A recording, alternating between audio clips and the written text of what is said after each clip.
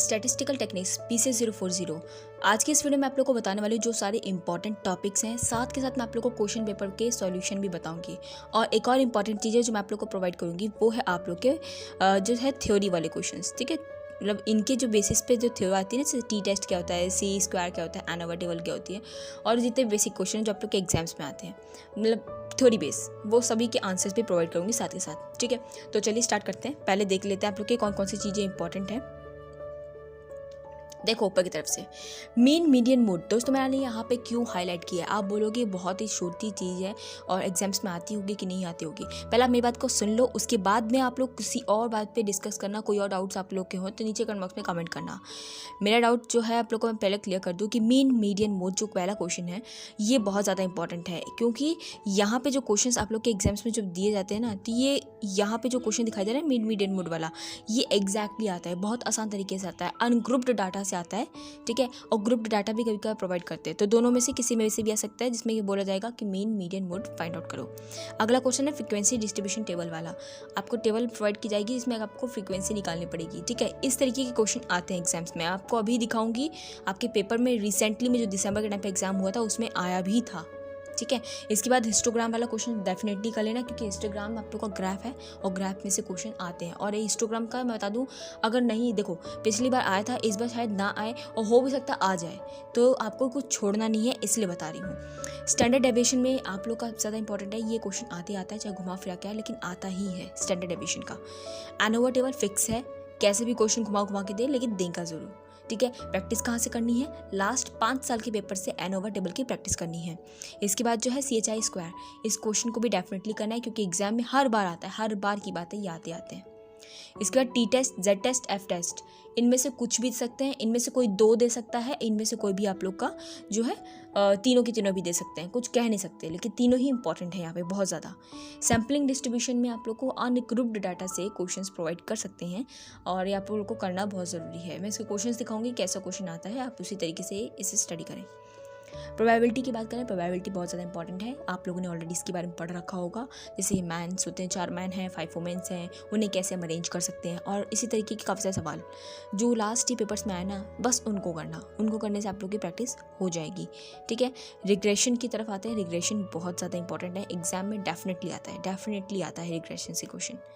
Last में 1% level of significance, ये बहुत ज़्यादा इंपॉर्टेंट है, और ये फिक्स रहता है कि एग्जाम में आते ही आते हैं। ठीक है, जो फिक्स थे वो मैंने आप लोग को बता दिए। तो यहाँ पे देखो आप लोग, ये क्वेश्चन पेपर आप लोग को दिखाई दे रहा है स्क्रीन पे, ये आप लोग का है स्टैटिस्टिकल टेक्निक्स का दिसंबर 2022 का, देख सकते हो दिसंबर 2022 का ये क्वेश्चन पेपर है, जिसमें क्वेश्चन कैसे आए हैं देखो। यहाँ पे मैं एक एक करके स्टार्ट करती हूँ सभी क्वेश्चंस को। आगे देखो क्वेश्चंस को, यहाँ दिया हुआ है। पहला क्वेश्चन आप लोग को बोलता है कि आपको जो है एक मिनट देखिए, यहाँ पे आप पहला क्वेश्चन प्रोवाइड करते हैं और इसमें बोला जाता है ड्रॉ करो हिस्टोग्राम को। ठीक है, फ्रीक्वेंसी ऑफ पॉलीगन्स के साथ आपको स्केल्स प्रोवाइड किए गए हैं, 14K से लेके 15K तक का है।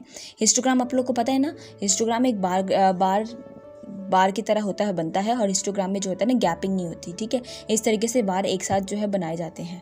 तो आप लोग को इसके बारे में मैंने ऑलरेडी स्टडी करवा रखा है, तो आप जाके उसे प्लेलिस्ट से स्टडी कर सकते हैं। ठीक है, हिस्टोग्राम कैसे बनाए जाते हैं, और इसके अलावा आप खुद से भी स्टडी कर सकते हो, बुक्स में ऑलरेडी इसके आंसर सॉल्व करवाए जा चुके हैं।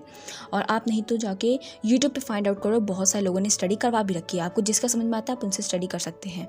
ठीक है, आगे देखते हैं अगला क्वेश्चन जो आप लोग को प्रोवाइड किया गया है। यहाँ पे अगला क्वेश्चन कहता है कि आपको जो है statistical techniques 3 students whose chances of this, आपको स्टैटिस्टिकल प्रॉब्लम्स प्रोवाइड की गई है, whose chance of solving it are this and this and this respectively।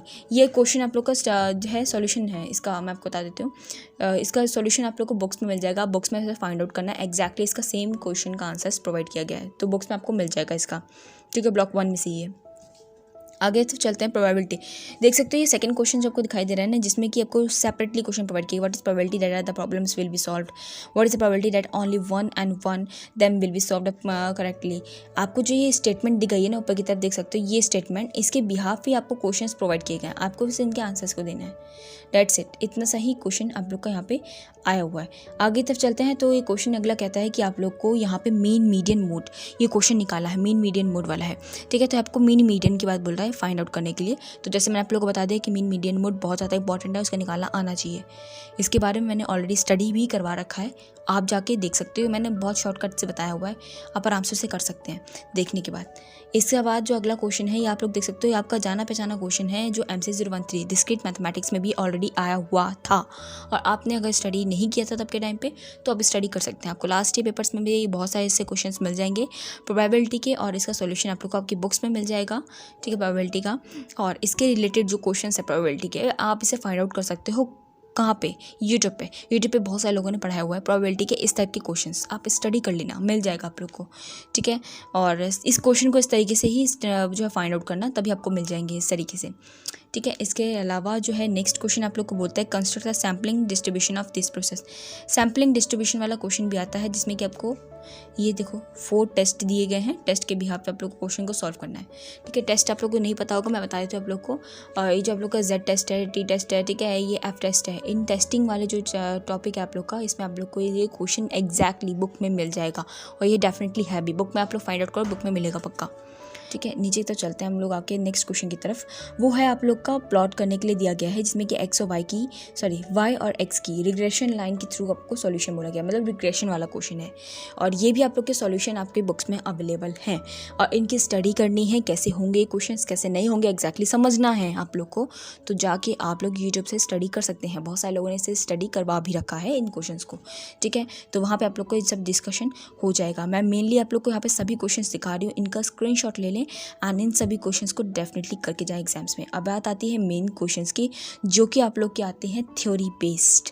आप इनकी स्टडी कहाँ से करनी है, और इनको डेफिनेटली स्टडी करना है। लास्ट पेपर्स को उठाओ, 5 साल के पेपर को उठाना, मैं आपको बता दूँ 5 साल के पेपर्स को उठाना, और इनमें जो क्वेश्चंस आए हुए हैं ना, कौन से थ्योरी बेस वाले, जैसे T टेस्ट क्या होता है, F टेस्ट क्या होता है, उनकी स्टडी करो। अब दोस्तों आप लोग यहाँ पे स्क्रीन में देखो, ये क्वेश्चन है जो थ्योरी बेस्ड क्वेश्चन है BCS 040 स्टैटिस्टिकल टेक्निक के सभी इंपॉर्टेंट थ्योरी बेस वाले क्वेश्चंस यहाँ पे जितने मिल जाते हैं आप लोग को यहाँ से कर लो।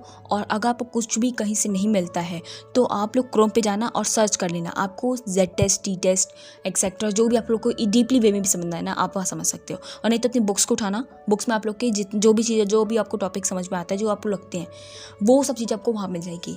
और दोस्तों आप लोग को मैं एक इंपॉर्टेंट चीज़ और बता दूँ, नीचे डिस्क्रिप्शन बॉक्स में मैं एक लिंक प्रोवाइड कर रही हूँ जिसमें मैं आप लोग को बुक्स के सभी इंपॉर्टेंट टॉपिक्स प्रोवाइड करूंगी, और साथ ही बताऊंगी आप लोग को कि कौन सा क्वेश्चन इंपॉर्टेंट है जो आपकी बुक्स में ऑलरेडी दे रखा है, एक्सप्लेनेशन के साथ सब कुछ, ठीक है। मेरी इंपॉर्टेंट वीडियो है वो वाली, मैंने इंपॉर्टेंट क्वेश्चंस की बनाई हुई है, मैं आपको रिकमेंड कर रही हूँ डिस्क्रिप्शन बॉक्स में जाके उनको देख लो, और उनमें जो क्वेश्चंस मैंने बताए हैं उनको देख लेना एक बार। रात कल जाने से पहले आप लोग ज़रूर स्टडी इनकी ज़रूर करके जाएँ, ठीक है, ताकि एग्जाम में कुछ छूटे ना और आराम से पेपर क्लियर हो जाए। इसमें एक बात रहती है BCS 040 में आप लोग को स्टैटिस्टिकल टेक्निक्स वाले में ये हार्ड सब्जेक्ट है, काफ़ी सारे लोग बोलते हैं ये हार्ड है, और मैं बताती हूँ आप लोग को ये हार्ड तो है, लेकिन अगर स्टडी करो तो हार्ड नहीं है। कुछ जो लिमिटेड टॉपिक मैंने बताया है ना, एनोवा रिग्रेशन और इस तरीके के, आपको CHI square, T test, F test और आपके Z टेस्ट, ये सभी कुछ टॉपिक्स आप लोग कर लोगे तो आपको हार्ड नहीं लगेगा। इसमें मैं आपको दिखाती हूँ कि जो हाइपोथेसिस टेस्ट क्या होता है, और जिस तरीके से आपको लिखना होगा थ्योरी बेस्ड क्वेश्चन में, मीन, मीडियन, मोड, रेंज, आगे तक चलेंगे आप लोग को जितना भी चीज़ें आएंगी, हाइपोथेसिस टेस्ट कितना होता है, एनोवा क्या होता है, स्टैटिस्टिकल टेक्निक्स क्या होता है, वगैरह वगैरह सब कुछ आप लोग को यहाँ पे मिल जाएगा विद एन फॉर्मूले और उसके एक्सप्लेनेशन के साथ, और ईच एंड एवरी वैल्यू के सभी स्टेटमेंट के साथ। तो एग्जाम में जब क्वेश्चंस आएँ तो आपको इसी तरीके से लिखना है जैसे यहाँ पे इस तरीके से लिखा गया है।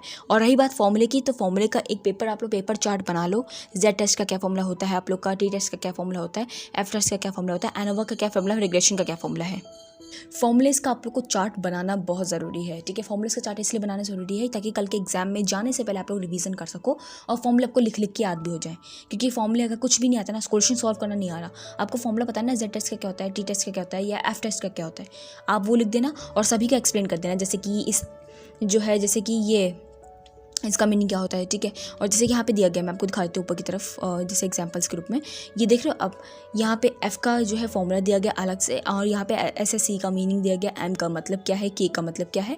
फॉर्मूले में K का क्या मतलब कहा जाता है, ठीक है। कौन सा वाला क्वेश्चन आया, अनोवा वाला क्वेश्चन है, उसमें ये सब यहाँ पे इसने एक्सप्लेन किया हुआ है। तो आप इस तरीके से एक्सप्लेन कर दोगे ना, बहुत अच्छा हो जाएगा। आपको एग्जाम्स में मार्क्स एक्स्ट्रा मिलते हैं। इसमें एक्स्ट्रा नहीं बोला जाए तो एक तरीके से नहीं मिलने भी होंगे ना, तब भी मिल जाते हैं एग्जाम्स में मार्क्स।